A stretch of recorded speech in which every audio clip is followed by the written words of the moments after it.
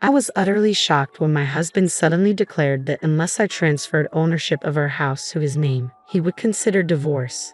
To me, this house is more than just bricks and mortar. It's a vessel for countless cherished family memories. The thought of losing it was unbearable. His ultimatum felt like a cold manipulation of my emotions, and I couldn't shake the feeling of betrayal. In my distress, I turned to the one person I knew would understand: my father. My name is Patricia, and I'm a 32-year-old full-time housewife. For the past 3 years, I've dedicated myself entirely to managing our home after marrying Terry. I left my career to fully support our household, while Terry took on the role of primary breadwinner.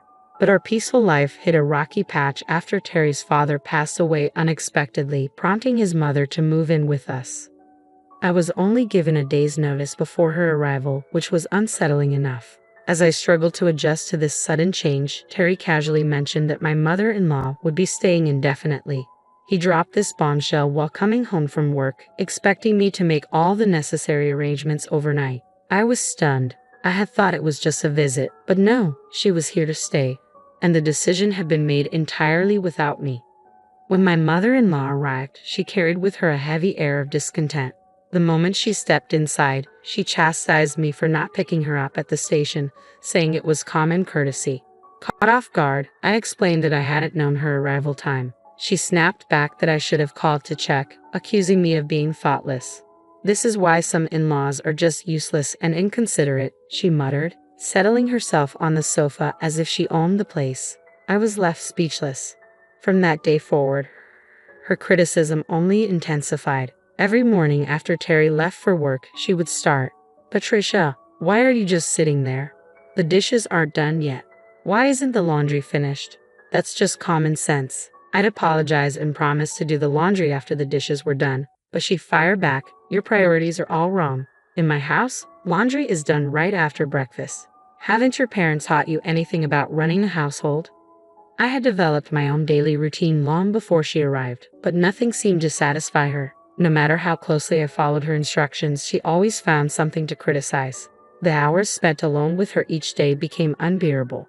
Then one day, it hit me: I had a way out of this nightmare. I remembered the house my father had left me after he and my mother retired to the countryside. It wasn't far from where Terry and I currently lived, and we had already talked about moving there eventually.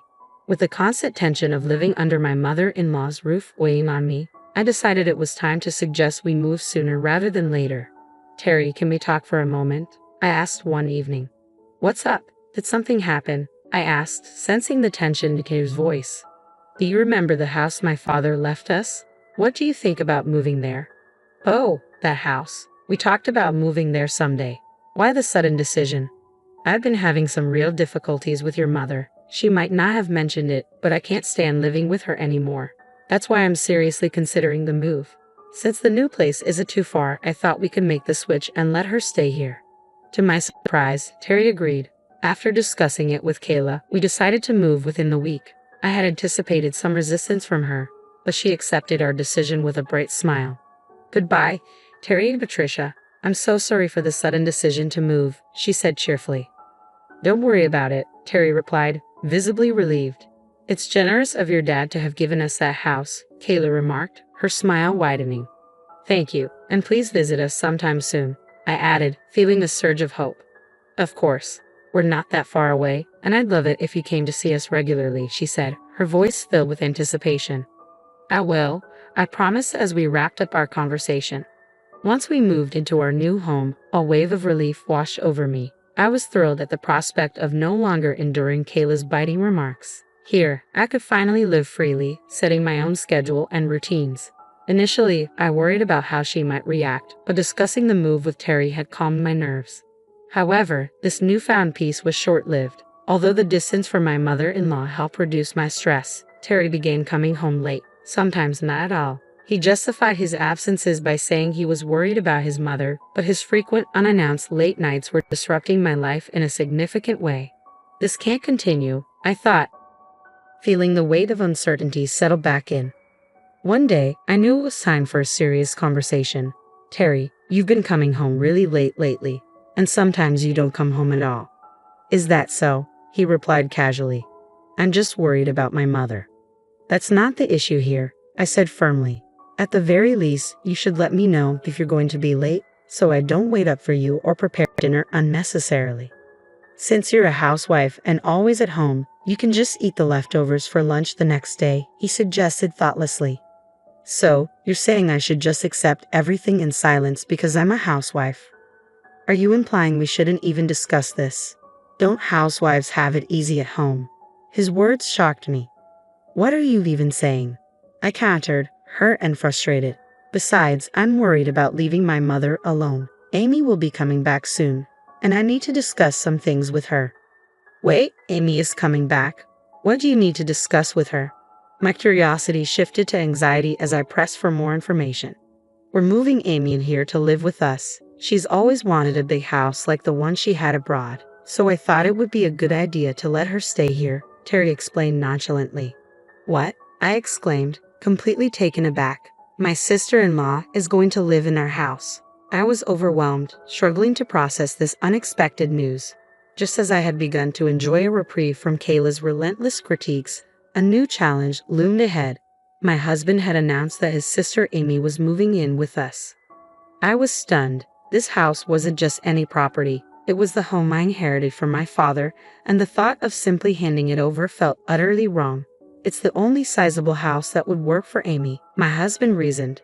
The apartment where we used to live is too cramped for 4 people. But I never intended for us to live with Amy. Instead, I plan to give this house to her, he declared. What? I gasped, struggling to grasp his logic. Because we plan to move back in with my mother, Amy can use this house freely, he explained. His proposal was unreasonable, and I felt faint from the shock. I had clearly stated that I had no desire to live with my mother-in-law again. Terry's irritation grew. Can't you be a little more considerate? You live here because of my support, so just do as I say. This house is wasted on you, he snapped. Why should I give it to Amy? This house is precious to me. It was inherited from my father, I protested. I already told Amy I've got her a large house. It's too late to change it now, he continued, as if the matter was already settled without my consent. You decided all of this without even consulting me. I can accept it, I replied, struggling to maintain my composure. Calm down and think about it. I'll go back to my mother's for a while, he said angrily before slamming the door and leaving. Alone, I was in tears, trying to comprehend why my husband would make such unilateral decisions. It was inconceivable that he intended to give away the house I had inherited from my father to my sister-in-law. Every day after that, he sent me messages asking if I had calmed down and urging me to return soon. Each time, I firmly reiterated that I had no intention of complying with his plans. Then one day, he dropped another bombshell over the phone. Hey Patricia, when will you come here and live with me? Stop nagging. I've said it so many times. I had no intention of living with Kayla or giving this house to Amy. I've already told Amy to stop being selfish. I shot back, more resolved than ever to stand my ground. His blatant disregard for my feelings and our shared life left me in shock. She might be returning this week, so there's no time to waste, he said. Why should I give up my house for your family? I inherited this house from my father. Don't make decisions without consulting me. Who do you think you're talking to? My voice trembled with frustration. Even my mother was furious about the situation, echoing my sentiments. That's not my problem. You're ignoring my feelings, I responded firmly. On the other end of the line, I could hear Terry let out a heavy sigh, his frustration palpable. Then he said something that shook me to my core. If you can't listen to me, then let's get a divorce. Hand over the house to Amy and leave by tomorrow. At that moment, any remaining affection I had for him evaporated. The idea of using divorce as a threat, without any regard for my feelings, was utterly despicable. I couldn't forgive him for wielding such a threat, his tone laced with arrogance. Listen, if you don't leave by tomorrow, I'll divorce you. That's it. Wait, are you serious? I asked, incredulous. Of course, you don't have a choice. What will you do if you, a housewife, get divorced? You can't survive, he taunted. Enough. I get it, I said sharply. Hurry up and move over here. My mother is looking forward to disciplining you. With that, he hung up, confident that I would comply. But after that call, I was resolute. I decided to seek help from my father to devise a plan. By the next day, everything was ready for my move. When Terry inquired about it, I replied calmly, by the way, I'm curious. When will Amy be back? She'll be back tomorrow. Why are you so obsessed with Amy? He questioned, a hint of suspicion in his voice. Between you and me, she seems to have made quite a sum from stock investments, I mentioned casually. I see. So if you provide her with a house, maybe you can ask for financial help, he suggested, trying to rationalize his stance. That's so typical of you, I shot back. Anyway, you need to leave that house today. It's inconvenient for all of us. Don't worry, I've already moved, I said coolly. What do you mean? My husband's surprise was evident. I knew it. You don't want to divorce me, do you?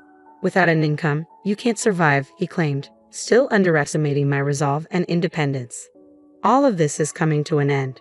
We're still legally married, and that's the only reason we're even having this conversation, I said, my voice steady and resolute. Wait, what? I can only think about divorce now, I added, shocking him with my directness. You promised to move out of that house and live with me, but you've already moved. What are you saying? He stammered, confusion and rising panic evident in his voice. Of course I won't live in a house with a husband who makes all the decisions and a domineering mother-in-law. Why are you including me in your plans for Amy? I retorted. You promised to move out for Amy, he argued, clinging to his previous demands. I've already moved, didn't I? Enough with the jokes. Where are you now? He asked, his tone growing increasingly panicked. I'm at my parents' house. I moved to their rural home and don't plan on returning, I explained calmly, knowing this news would unsettle him further. You should have told me that sooner, he replied, a hint of relief mixed with frustration in his voice. If you truly want to give the house to Amy, here's the deal. It's on the market for $520,000. Buy it for that amount and hand it over to her. Are you joking? I'm serious. The house is still in my father's name, so I asked him to sell it, I clarified, laying out my actions and intentions. My father always said that if anything happened, I should contact him. I could either live in the house or sell it as I saw fit, and he would help me. As a result of the valuation, a price of $520,000 was proposed, which I gladly accepted, and we put the house on the market immediately. My husband probably never anticipated I would take such decisive action. Why are you doing this without asking me? This is unforgivable, he spat, consumed by anger and disbelief. I'm not asking for nor do I need your approval. We're getting divorced soon anyway. I don't care, I replied firmly. Do you understand your position? You'll be the one in trouble if we divorce since you have no income. You're just a housewife. His attempt to belittle me only fueled my resolve.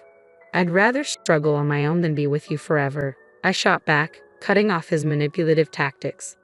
Amy will be coming back soon, he started, but I was no longer interested in his threats or plans. I was determined to reclaim my independence and dignity. I mentioned before that I'm counting on Amy's financial contributions, didn't I? So if you want Amy to have that house, you can buy it for $520,000, if you can, I pointed out. What? That's impossible, he exclaimed. If Amy has made a fortune from her investments, I don't see why she couldn't afford it, I countered, sensing he was caught off guard. I'm not sure how much she made, but claiming she can't afford it sounds like excuses to me, I replied, refusing to yield to his lack of accountability. Realizing further discussion was pointless, I made my stance clear. I'm finished with this chaos you've created. Did you think threatening me with divorce would make me surrender the house? If you assume that being a housewife means I'll simply obey, you're deeply mistaken. Let's just calm down and discuss this, he suggested, attempting to soften his tone. I am calm. It seems you're the one panicking. I won't let you or your family control me any longer. Go back to your mother and stay out of my life, I exclaimed loudly, ensuring my voice carried. With that, I abruptly ended the call, fed up with the constant turmoil. I blocked his number and sought legal advice, pursuing a divorce. It took time, but eventually the divorce was granted, recognizing my husband's faults. He and Kayla continued to live in that cramped apartment, while Amy, unable to secure the large house she desired, expressed her frustration and returned overseas, feeling misled. My ex-husband's hopes of leveraging his sister's financial success crumbled, leaving him struggling with the burden of alimony and supporting his self-centered mother. His prospects for a thriving future seemed bleak. In contrast, I relocated to the countryside, enjoying peaceful days with my parents. I began a new job as a clerical worker at a local company, thanks to a neighbor's recommendation. With this job, I found financial independence and contentment. I decided to stay close to my parents for the foreseeable future, cherishing the chance to give back to them for all their support and love.